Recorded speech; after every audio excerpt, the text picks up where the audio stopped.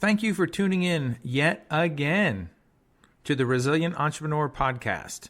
This is Kevin Johnson of Leverage Consulting, and this podcast is one that I know will apply to literally everyone. And it was sparked by one little thing, as many things are.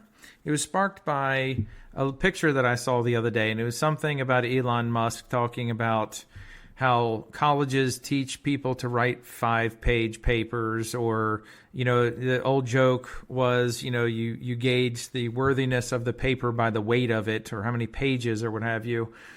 And, in the picture, he's standing there laughing, and he said, if you can't explain it in 7 seconds, I'm out of here.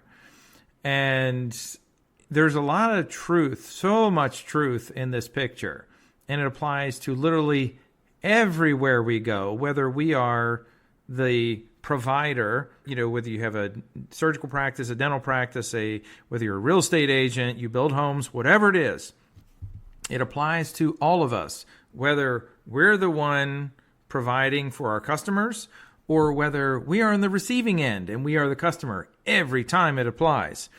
So in this, you think about how many other examples are out there. There's examples with Elon Musk related to this. There's examples of Jeff Bezos with this and how he runs his meetings. And people want the quick and the dirty. They want the synopsis. They don't want a white paper. No one's going to sit there and listen to you talk about a white paper. And there's so many other examples of this where people talk about, you need to have your 2-minute elevator pitch.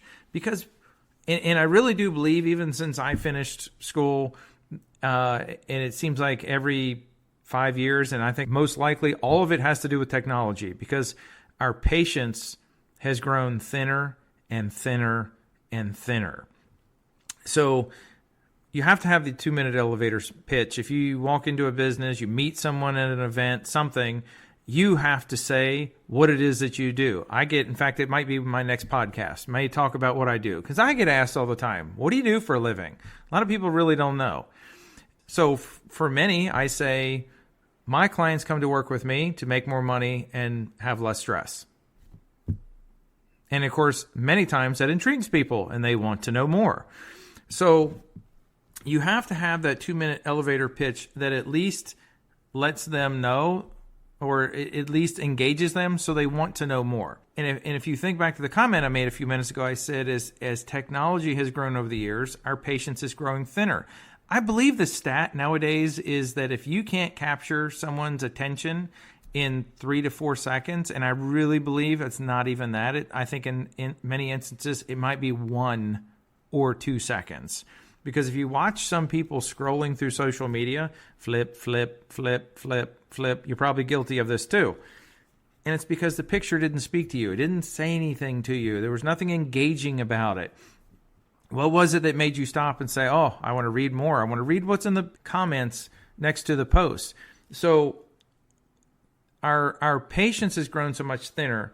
And interestingly enough, even there's a quote by Einstein that I probably every couple of months I quote with a client or I bring up in conversation. And the quote is this: the definition of genius is taking the complex and making it simple.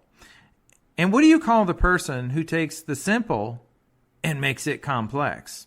I don't know what the answer to that is. Maybe you do. Maybe you have ideas what it could be.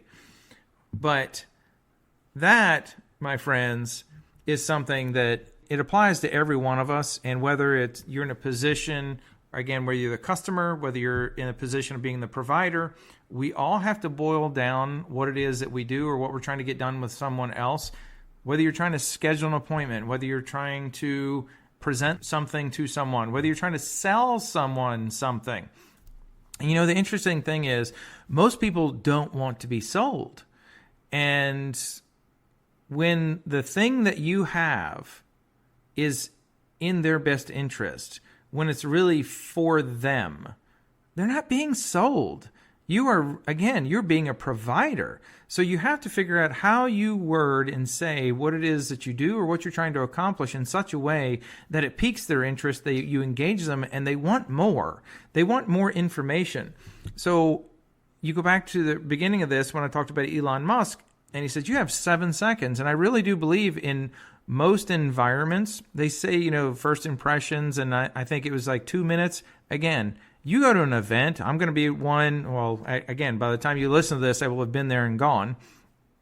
But when you go to an event, you don't have 30 seconds. When you're standing in a group full of people, you shake someone's hand and you engage conversation. It's eye contact, smiles, and what are you saying? What are you saying that's piquing their interest? What is it that's going to make them want to say, let's go get a coffee and sit down and talk?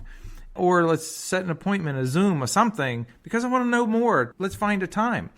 And it takes work. I will tell you this. It takes work. This is one of those things that if you don't feel confident in your hello, then you got to work on it. And it takes practice. It's like everything else in life. There's clients of mine.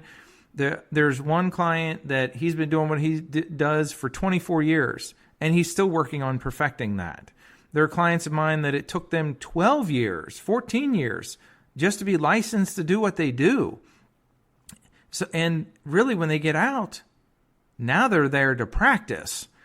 And there's continuing ed and everything else that they do every year. So this is just one of those things that if you want to do more business, you want to do it more easily, you want to inspire people, people want to line up outside your door, learn how to convey what it is that you do in a very short period of time, or in a very succinct way and in a positive way. You want to do it in such a way that, again, it's piquing their interest. So, as I said, it takes practice, and it may mean that you need to, I think most of you who've ever set your voicemail for your phone, you record it the first time, and then you sit back, that's terrible, I got to do it again. And you do it, and you do it a few times. That's practice, that's role-playing, it's scripting, call it whatever you want.